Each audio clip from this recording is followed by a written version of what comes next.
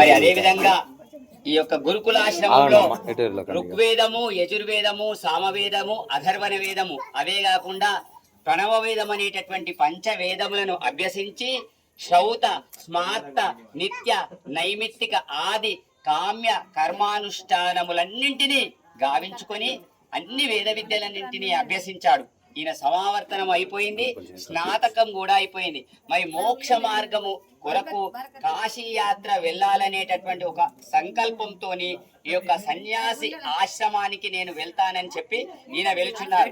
మరి ఆ యొక్క ఆగుజరా కాశీలో ఉన్నటువంటి ఋషిపుంగవులను దర్శించుకొని నాకు గృహస్థాశ్రమ ధర్మం వద్దు, నేను మోక్ష మార్గం తెలుసుకోవడానికై కాశీకి బయలుదేరుతాను, నాకు సన్యాసాశ్రమం కావాలి అంటున్నారు. మరి ఈయనకు సన్యాసాశ్రమం ఇస్తారా? ఎవరైనా మరి ఈయనకు ఒక అమ్మాయిని ఇచ్చి, వధువుని ఇచ్చి పెళ్లి చేసి మరి ఈయనకు గృహస్థాశ్రమ ధర్మానికి తీసుకెళ్తారా? అయ్యా ఎవరైనా వస్తారేమో చూద్దాం. ఎవరైనా వచ్చిరా మరి ఈయన గృహస్థాశ్రమ ధర్మానికి తీసుకెళ్ళడానికి?